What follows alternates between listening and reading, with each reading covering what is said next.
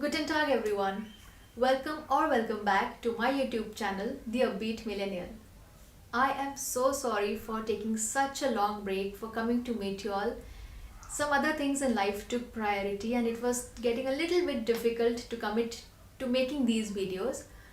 But I did shoot some other videos on some other topics that I have been sitting on and thinking whether I should post them or not. But I think I am going to post those too because those are also life experiences. My apologies for not meeting you for such a long time. But before going on this unplanned break, I had promised that I will come back with a video answering the questions that you might have. So here I am today trying to answer some of the questions that you have asked. Without further ado, let's dive right in.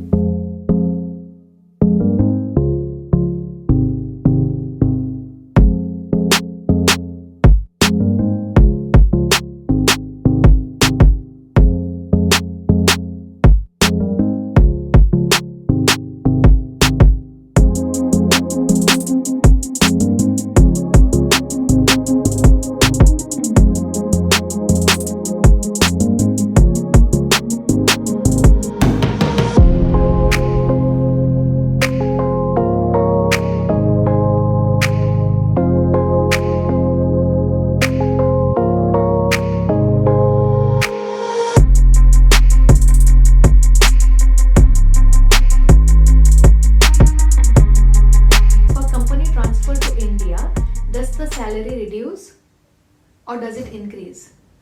I don't think I understand this question properly. I don't think the salary will increase unless under special circumstances, because that's why people go abroad. Um, One important reason for them is to earn more money. So it will most definitely not increase in any normal circumstances. I think the question you're trying to ask is how much does one get after company transfer? If that is your question, this is a very frequently asked question, by the way, on the RTI group on for WhatsApp or Telegram.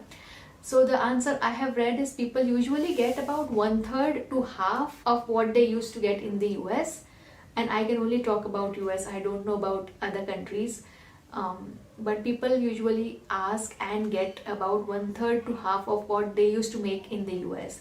And this is perhaps an accurate number because this is also true for some of the friends that have moved to India.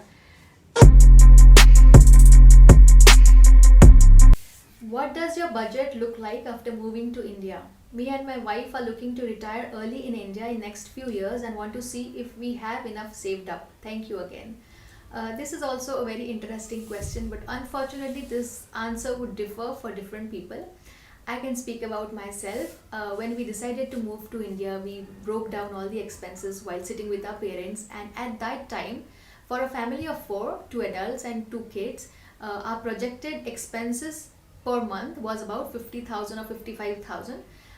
But this was maybe 4 years ago when we had started planning. So fast forward 4 years, today I think for a family of four with two adults and two kids, two school going kids, I would say about 60 to 75k would be a good enough range for expenses per month. Again, this largely depends on how your lifestyle is, how your choices are, how your spending habits are. We are a pretty basic, I wouldn't say minimalistic, but keep life simple type of family, and this definitely does not include vacations or any emergency funds that you'd have, or any festival shopping and etc. This about 60 to 75k is what would keep a household of four running. Prerna, did you buy a house there or rent? Did you look for jobs in the area where your parents live? Hello. We initially rented a house as soon as we moved to India because we wanted to be sure of the area that we lived in and were comfortable with. So we lived in a rented house for a few months and then decided to invest after 7 or 8 months. And to answer your other question, whether we looked for jobs in the area where our parents live, honestly, where my parents and my in-laws live, those are small towns and there are no software companies in that area. We decided to choose Pune because it was quite accessible to our parents, because both of us went to college here in Pune, and they have known this city for a long time and it's quite accessible to them. They are used to this city. Where did you sell your stuff? And how did you sell your stuff? So most of our stuff was sold through Facebook Marketplace and Craigslist. I think those are the best places. There were also some other apps recommended to me by friends, and I did download those, but honestly I didn't get a lot of traction on those apps, and most of the queries that I got were fake ones. So ultimately I just deleted those apps, and Facebook Marketplace I think was the one sure shot place where I got rid of small stuff like mixers and grinders and all that stuff. And we also sold one of our two cars on Facebook Marketplace. The other car was sold on Craigslist. But be very careful while selling all that stuff. I have posted a video. My last video I think was about the online scammer experience that we had. Definitely watch that video before starting to sell your stuff. Did you rent a house before moving, on your first trip to India, or after? How long did it take for you to find a place? So that's a great question. When we came to India just for a visit to check out waters, we came in January and our final move was in May. So no, we did not rent a house in January of 2019. So when we finally moved to India in May of 2019, we temped at a particular location. This was at a location where we wanted to find our house. We also have family in Pune, but that was quite far away from where we want to live. So we took this place for rent. This was almost like an Airbnb, only given out from the owner himself. This apartment was checked by one of my family members. They went and checked and saw that everything was alright and as per our requirements. And the best part was that it also came with a house help who would cook for us.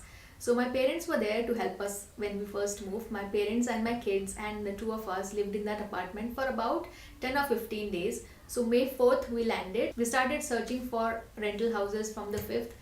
And I think about 10 days later we had found the house that we loved for renting. We did the agreement on the 15th or 16th of May, so exactly 10 days, and on the 18th of May we had already shifted to this new place. So it took about 10-12 days to find the place that we liked, and until then we lived in a temporary location. If anybody needs, I will definitely put up, after talking to the owner, I'll definitely put up the numbers there so you can find a location where you could live temporarily after you move back to India. Prerna, I would like to know how much you paid for the last 5 boxes by FedEx. So if anybody has missed the earlier videos, we did a big shipment of all our stuff to India. Just while packing our bags, we realized that there's more stuff than our bags could fit, and I wasn't ready to let go of that stuff. Now this was stuff that was not did not hold any sentimental value, but it was there and we didn't want to just trash it and give it away. So my husband and I packed 5 boxes at home. This time we didn't opt for packing services. So we just dropped them off at FedEx, and the people from Universal Relocations picked our boxes from the FedEx location. So it did cost us about $500 to $550 for these 5 boxes charged by Universal Relocations. But the important thing to note here is we did not go for insurance at this time. So all of this was stuff that could be bought again, and this stuff was not shipped with the original material. Those boxes were loaded in a different container, and we got these 5 boxes at a different time. That's all for today, guys. Thank you so much for giving me a patient ear, and thank you so much for keeping me soaked in your love even though I was unable to meet you for a long time. I promise not to take so much time before meeting you for the next time. If you have any more questions, or if you have any other video ideas for me, please comment down below.